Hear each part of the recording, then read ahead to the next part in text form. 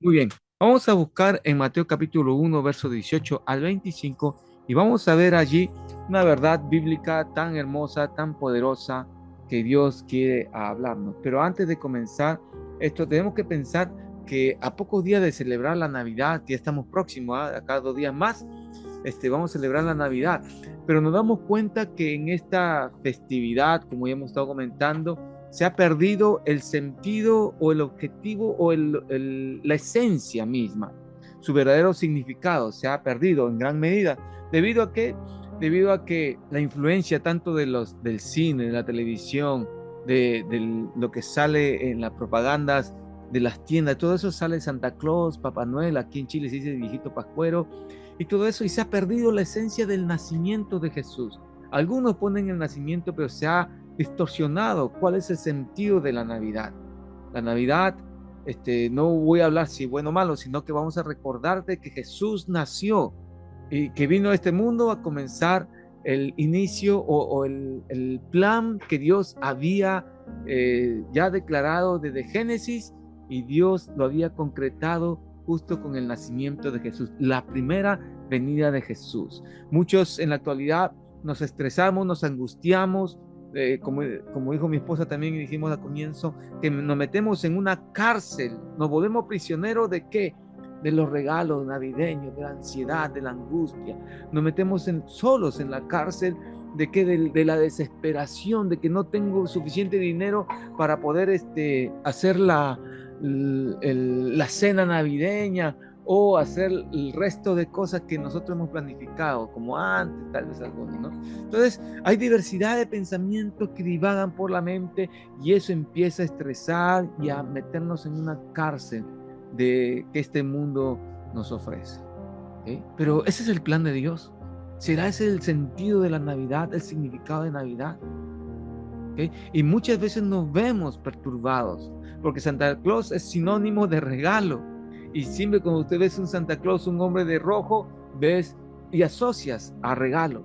Y eso implica que tú tienes que sacar dinero de tu bolsillo, y eso más y más nos está afectando. Lo peor, lo que tienen niños pequeños, se sienten obligados a comprarle regalos.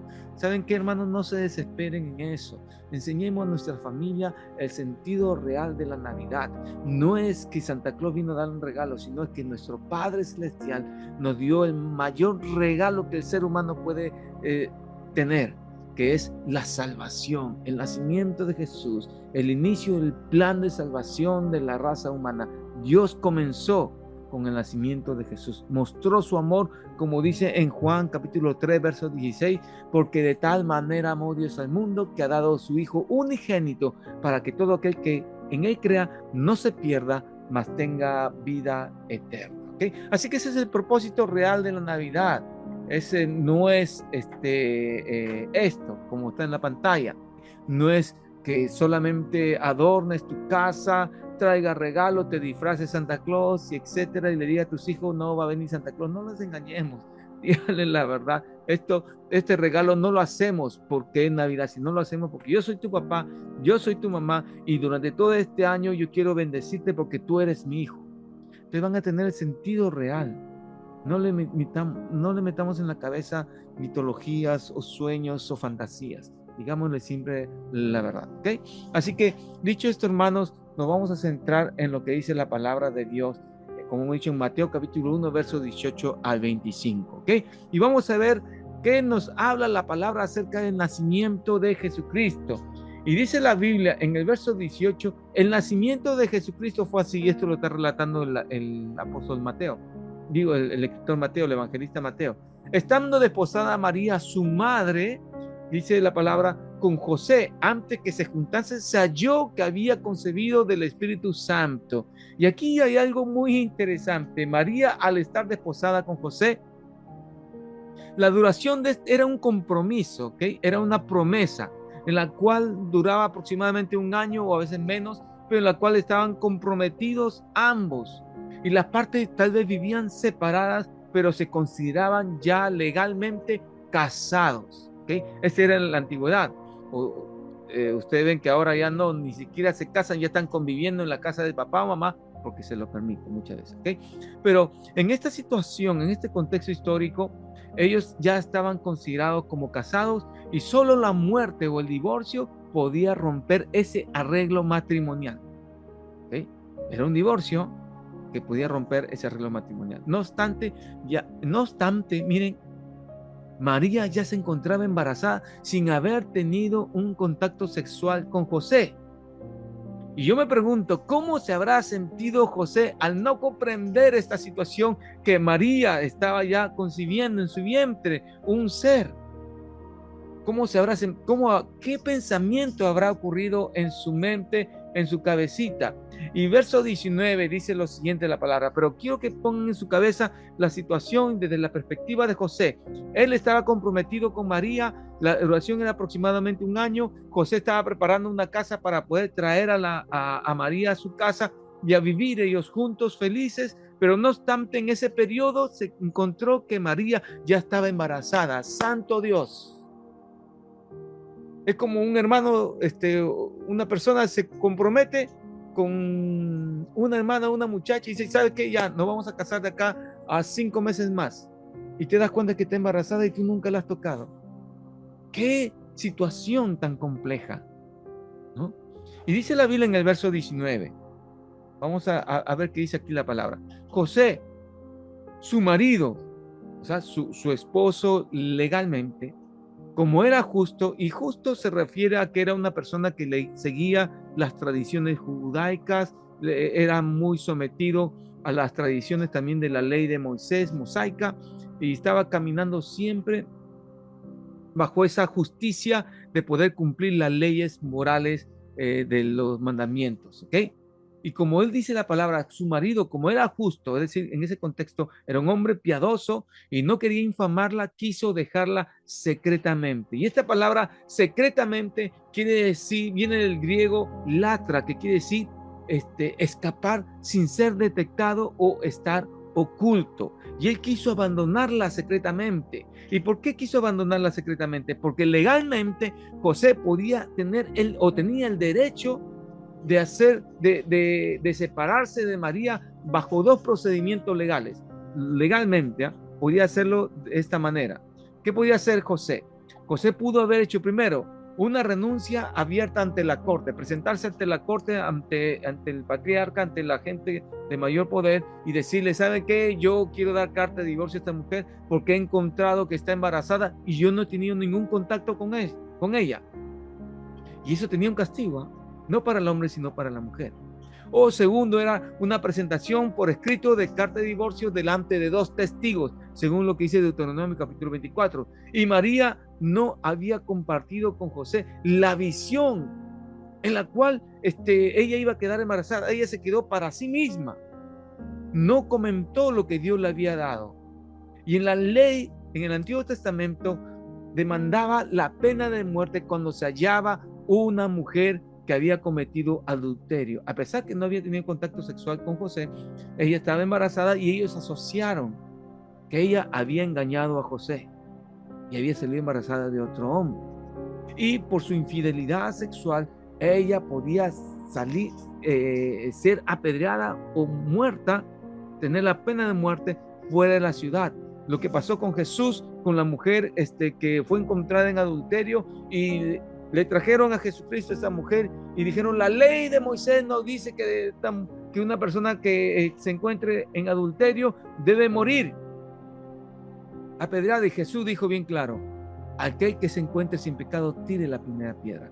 Quiero decirle que había un contexto en el cual era penado el adulterio. Imagínense si esa pena fuera en la actualidad. Con solo pensar nomás. Imagínense que todos estaríamos afuera de la ciudad siendo apedreados, ¿no? Pero en ese contexto, José podía haber actuado de esa manera, podía haber demandado y denunciado a María, pero como era un hombre justo, un hombre piadoso, un hombre con amor, que amaba a María, quiso dejarla a oculta, secretamente, para no difamarla y no tenga esa situación. Ahora, como hombre, como humano, ¿cómo se habrá sentido José sabiendo que estaba comprometido y encontrar a María que estaba encinta? porque María no se lo comentó, que el ángel le había hablado. Así que yo presumo que José pudo haber tenido muchas situaciones. En primer lugar, pudo haber estado confundido. ¿Por qué? Al descubrir que María estaba embarazada sin haber ellos tenido contacto sexual, él se pudo haber confundido, se habrá podido estar un poco desconcertado al descubrir esta situación. ¿Y qué habrá pasado en su cabeza? ¿Qué pasó aquí? ¿Cómo sucedió esto? ¿Qué he hecho mal? Él habrá estado en su cabeza, en su corazón? ¿Qué mal hice? Y muchas veces los hombres nos sentimos, a veces cuando la mujer hace eso, en general o en su mayoría, el hombre se siente mal porque él se siente culpable de que algo ha hecho mal, que ha perdido, ya no ha protegido correctamente a la mujer, porque el hombre tiene la facultad y la orden de parte de Dios de salvaguardar y proteger el corazón de la mujer y tratarla como vaso más frágil, dice la Biblia. Y José en esta situación, conociendo la palabra, conociendo la ley, cómo se sintió mal, se sintió confundido, pero aparte de eso, llenó su corazón de dolor y de desilusión, en el sentido de que cómo este hombre se había comportado correctamente, se había mantenido puro y no haber tocado a María, y aún así María lo traicionó, se sintió traicionado, se sintió de repente con mucho dolor en el corazón, porque siendo hombre, muchas veces eso es como darle una espada en el corazón, se sintió muy traicionado y desconcertado de ella. ¿Qué más habrá ocurrido en su corazón? Todos estos sentimientos, pensamientos, habrá ocurrido en su mente. Pero aparte de eso, a pesar de su posible dolor, José estaba mostrando un corazón que aún amaba a María, que no quiso exponerla, llevarla a ella ante los jueces para que la apedreen y reciba un juicio de condena. Por eso José estaba planeando dejarla. Él estaba planificando dejarla de manera secreta para no difamarla. Por eso era el contexto. A veces no entendemos qué nos quería decir esa parte de la palabra. Y desde la perspectiva del plan de Dios, una de las perspectivas de José, cómo se sentía, pero desde la perspectiva del plan divino, del plan de Dios, era de que María había concebido del Espíritu Santo. ¿Ok? Dice la palabra, José, su marido, como era justo, no quería infamarla, quiso dejarla secretamente. Y él quiso dejarla secretamente. ¿Okay? Pero nosotros sabemos que María había concebido del Espíritu Santo. Y ese se refiere al nacimiento virginal. Un nacimiento tan maravilloso que no tiene una experiencia de contacto sexual, como María lo mencionó. María dijo, ¿cómo voy a salir embarazada si no conozco varón alguno? Como dice Lucas capítulo 1, verso 34. Y sin embargo, ella concibió del Espíritu Santo. Y esto, hermano, era el cumplimiento profético de lo que Dios le había dicho al ser humano en Génesis capítulo 3, verso 15. Dijo, y pondré enemistad entre ti y la mujer, entre su simiente y tu simiente. Y él te herirá en la cabeza y tú le dirás en el calcañar. Ya había una profecía de que de la simiente de la mujer, del vientre de la mujer, iba a nacer el ser que iba a vencer a Satanás, a la serpiente antigua. Alguien iba a derrotarlo. Y en este sentido de que una mujer quede embarazada sin haber tenido contacto sexual, hay un cumplimiento de una promesa bíblica que está en Isaías capítulo 7, verso 14. Dice, por tanto, busquen en su Biblia, por tanto, y aquí es impactante, hermanos, que ya Dios había declarado cómo iba a suceder. Y a veces los hombres no conocemos correctamente el plan de Dios en su palabra y tomamos decisiones u opiniones o interpretamos la Biblia a nuestra manera, sacando de su contexto. Y dice la palabra en Isaías 7:14, dice, por tanto, el Señor mismo dará una señal. He aquí, una virgen concebirá. ¿Cómo es posible que una virgen pueda concebir y dará a luz un hijo y le pondrá por nombre Emmanuel? Es algo maravilloso, es algo increíble cómo una virgen iba a dar a luz, pero ya estaba profetizado en Isaías. Más de 400 años atrás, antes de Jesús, ya estaba profetizado esta palabra. ¿Y qué pasó? Y ustedes van a ver en la Biblia, en las epístolas del apóstol Pablo, del apóstol Pedro, de Juan, Santiago y los demás, ¿por qué no escribieron más acerca del nacimiento virginal de Jesús? Es algo bien interesante porque esto no se divulgó mucho acerca del nacimiento virginal. ¿Por qué? Porque en la tradición o en el contexto histórico de esa época del pensamiento greco-romano existía una mitología. Y la mitología era que a veces los dioses bajaban a este mundo, tenían un contacto sexual con las mujeres humanas y después les salía semidioses, como el caso de Hércules. Zeus bajó a este mundo y se acercó a Alcmena, que era una mujer humana, y tuvo al hijo Hércules, ¿no? Y ese era el pensamiento. Por eso los apóstoles no empezaron a escribir acerca del nacimiento virginal, pero sí empezaron a escribir acerca de Jesús, para no confundir y no traer como si fuera una tradición mitológica grecorromana.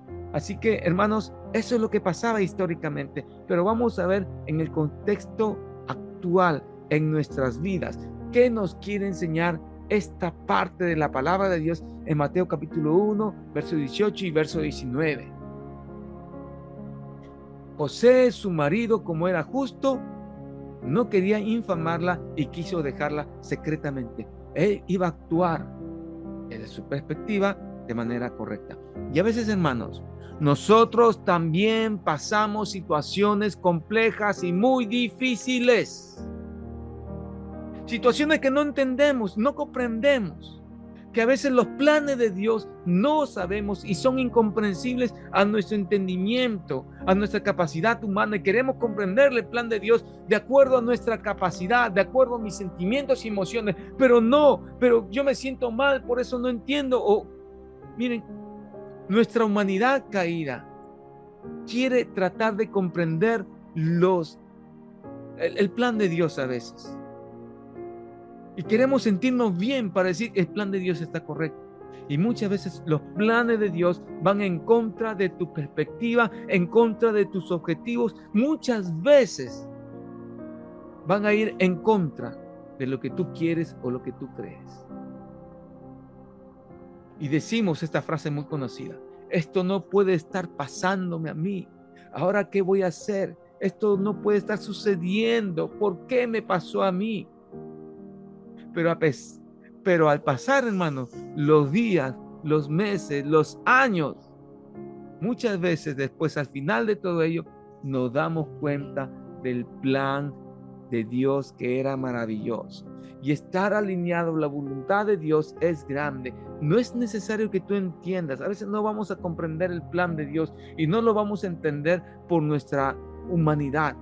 Pero es importante alinearse al plan de Dios, al propósito para el cual tú estás trabajando en ese lugar. Tú estás reunido con nosotros en esta mañana, o tú estás escuchando de repente por el canal de YouTube, o de repente tú estás en el trabajo donde te encuentres, o en una situación que te encuentres. Hay un plan de Dios, como dijo Job. Dijo, no halló despropósito ante todo lo que le había sucedido a él. Job perdió todo, más de 70 millones de dólares o 70 mil millones de pesos en un solo día. Perdió a su familia, murieron sus 4 hijos, también perdió todos sus bienes, todo quedó totalmente en cero, pisó fondo. Pero aún así, él dijo, no halló despropósito en lo que le había acontecido. Y hermano, conocer la voluntad de Dios es poco difícil, pero si indagamos en la palabra, aquí está la voluntad de Dios con tu vida, que es buena, perfecta y agradable. Es buena, perfecta y agradable. En Romanos capítulo 12, verso 2, ahí vamos a encontrar y dice la palabra, no imiten las conductas ni las costumbres de este mundo, más bien dejen que Dios los transforme en personas nuevas al cambiarla la manera de pensar. Entonces aprenderán a conocer la voluntad de Dios. Cuando tus pensamientos son modificados por la palabra de Dios, vas a comenzar a conocer la voluntad de Dios para cada uno de nosotros, la cual es buena, agradable y perfecta. Aunque aparentemente para ti es incomprensible, no puede ser que te esté pasando. Es buena, perfecta y agradable. Busca la voluntad de Dios y no hacer tu voluntad egoísta, caprichosa a veces, y queremos que se haga a nuestra manera y no a la manera de Dios. José debería regresar o alinearse al plan de Dios como hombre justo, y nosotros como cristianos deberíamos alinearnos al plan de Dios. Lo que está pasando con tu vida, lo que está sucediendo en estos momentos, que no lo conozco, solo Dios lo conoce, es porque Dios muchas veces lo permite o es es consecuencia de tus malas decisiones.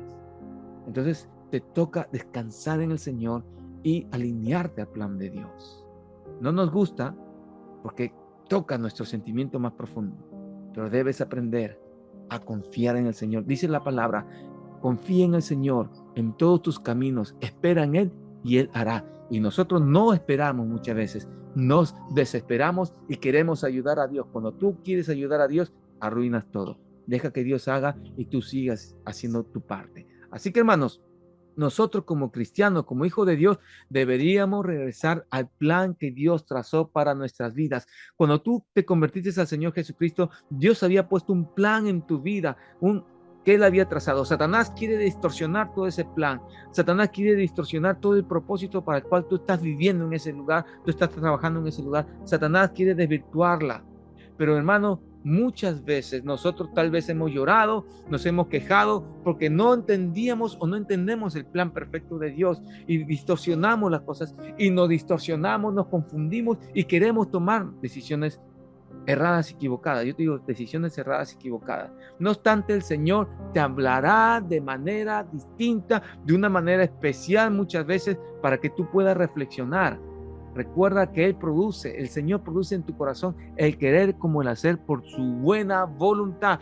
Te hablará de una u otra manera. Primero usará la palabra de Dios y la inspiración del Espíritu Santo para que tú puedas entender la palabra de Dios, o por un mensaje, una prédica o una reflexión del día domingo por el pastor o cualquier hermano, o por un mensaje de un hermano cuando estés conversando, o por medio de un sueño u otra manera. Dios usará muchas formas para hablarte y corregirte de lo que tú estás haciendo. ¿Por qué, hermano? Porque era necesario que Dios le hablara o te hablara a ti. Es necesario porque muchas veces nosotros vamos a tomar malas decisiones. José quería dejarle a María porque no conocía el plan de Dios.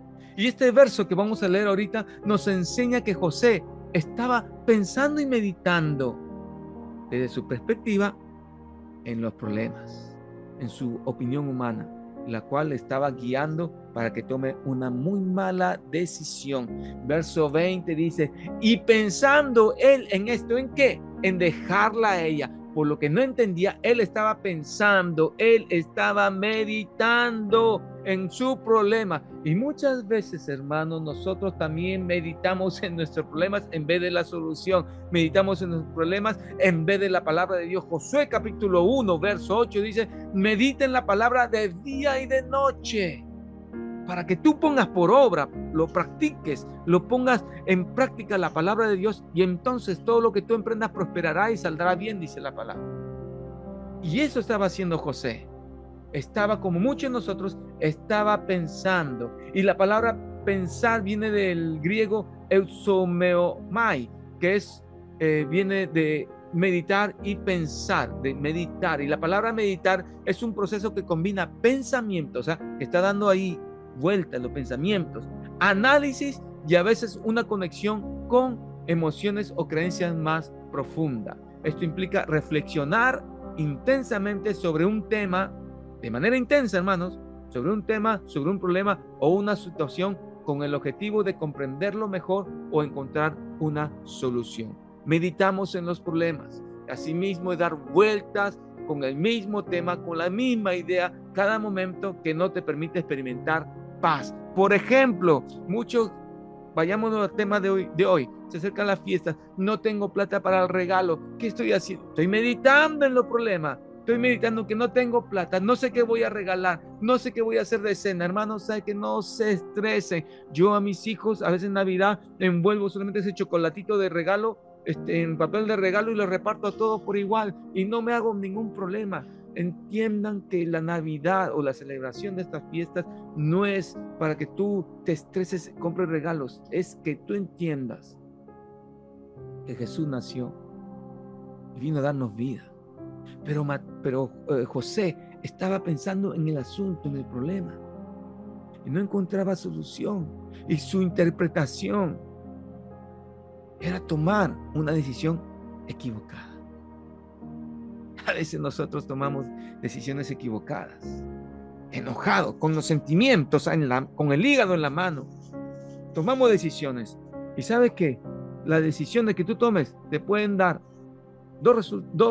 te pueden dar dos caminos: consecuencias y resultados. Malas decisiones, consecuencias. Buenas decisiones, resultados. ¿Qué quieres tú en tu vida? ¿Consecuencias o resultados? Es tiempo de reflexionar y es tiempo de no meditar en tus problemas, sino meditar en la palabra. ¿Ok? Y la palabra de Dios nos enseña esto. ¿Por qué? Porque es importante, hermanos. Este personaje José pasó este tema porque José es igual que nosotros, igual un ser humano con los mismos problemas que tú y yo tenemos. Y en esa época era mucho más difícil porque no había buses, no había celulares, no había comodidad que tenemos todos. Ahora podemos ir a un baño normal en la cual nos podemos bañar. En esa época no había nada de comodidades. Y como hombre tenía mucha carga. Y él pensando, es decir, meditando en esto, reflexionando intensamente, que cuando un pensamiento es muy intenso, te genera estrés. Y ese estrés produce en ti mucha incertidumbre acerca de mañana, te genera ansiedad. ¿Qué va a ser mañana? Y esos problemas te enferman físicamente y después vas a estar enfermo, hasta llegas a deprimirte. Y hermano, cuando nosotros nos comportamos de esa manera y meditamos en los problemas, pero no esperamos la intervención de Dios en nuestros asuntos, ni pedimos la sabiduría necesaria para ver y resolver los problemas, nos vamos a asustar. Vamos a llenarnos de temor, nos vamos a preocupar, nos vamos a llenar de ansiedad, hermanos, y eso es lo que Dios no quiere. En una situación así, hermanos, es mejor buscar la palabra de Dios, es mejor buscar un consejo, una palabra para nuestras vidas, ya que la palabra de Dios es lámpara para mis pies y lumbrera mi camino. José, igual que nosotros, estaba pasando esa situación y él iba a tomar una decisión equivocada. ¿Y qué hizo Dios? Para que no te equivoques, para que José no se equivoque, para que yo no me equivoque, ¿qué hizo? Dios da palabra, Dios siempre te va a hablar y por algo Dios permite que hablemos los domingos, ciertos temas, los jueves o los viernes, los martes en oración, algunos temas, por algo Dios permite.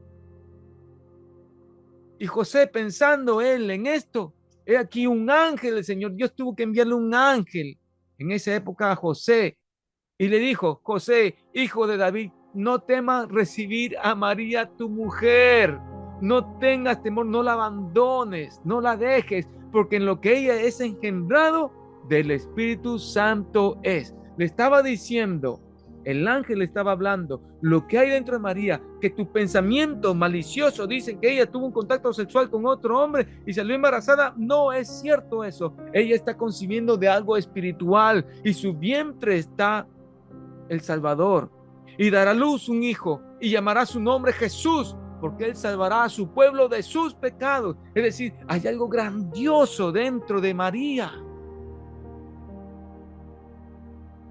Y él estaba meditando en los problemas. Él estaba meditando cómo dejarla. Tal vez su corazón lleno de enojo, tal vez. Hermanos, cuando tú no entiendes el plan de Dios, vas a tomar malas decisiones. Y Dios de repente no va a usar ángeles para hablarte. No esperes eso. De repente no va a hablar con sueños. Pero lo que sí te aseguro, que te va a hablar con la palabra de Dios. Cuando tú escuchas atentamente, cuando tú meditas en tu casa, la palabra de Dios, Dios te va a hablar a tu corazón para que no te equivoques en tomar decisiones y para que puedas comprender el plan de Dios. ¿Y qué hizo José en este caso? Y miren lo que sucedió. He aquí, una virgen concebirá. Y aquí Mateo está diciendo como un paréntesis, de lo que estaba hablando el ángel. He aquí una virgen concebirá, dará a luz un hijo y llamará su nombre Emmanuel, que traducido es Dios con nosotros. Y en el verso 24 nos habla algo precioso y maravilloso. Y ya vamos a concluir, hermanos. Algo maravilloso y algo grande. Y dice, y despertando José del sueño. Es decir, que él estaba dormido, él estaba en plena turbación, y Dios muchas veces en plena turbación te va a hablar, porque toda palabra es inspirada por Dios, útil para corregir, redarguir, instruir en justicia, enseñarnos a fin de que nosotros seamos maduros, enteramente preparados para toda buena obra. Que tú y yo maduremos. Y él, despertando José de su sueño, ¿qué hizo? Como el ángel del Señor le había mandado, y recibió a su mujer. Ahora sí, cuando él comprendió, o cuando el Dios le dijo, este es mi plan, no entendió cuál era el plan completo, pero este es mi plan, esto es de Dios. Lo que yo te estoy diciendo, que esta situación es de Dios, así que tranquilo. José hizo como el ángel le había dicho. José se sometió a obedecer la palabra. José se alineó al plan de Dios. José nuevamente entendió que lo que hay en su vientre, en el vientre de María, no es algo humano, sino es algo sobrenatural. Y miren, con solamente una palabra, él salvará a su pueblo. Cambió su corazón, cambió su perspectiva, cambió su mente. Él lo miraba con malicia, miraba con enojo, pero él lo miraba con amor, e hizo como el ángel del Señor le había mandado. ¿Cuántas cosas no nos manda Dios que hagamos y no lo hacemos? Y nos quejamos porque nos está pasando esta desgracia, y nos quejamos porque nos sucede esto. No te desesperes, no te desesperes. Dios no va a llegar antes ni después. Dios llega en el tiempo oportuno, pero hoy nos toca a nosotros alinear nuestras vidas a la palabra de Dios, alinear nuestras vidas al propósito de Dios. Te va a doler, sí, porque eso quiere decir que tienes que mitigar tu yo, tu egocentrismo, tu ego. Nos centramos en nosotros mismos y vas a tener que morir a eso, porque Jesús tiene que vivir y reinar en tu vida. Y saben que no solamente era una situación así, sino que José se estaba alineando al plan de Dios. Obedeció al mandato del ángel y se acercó a María. ¿Y saben qué?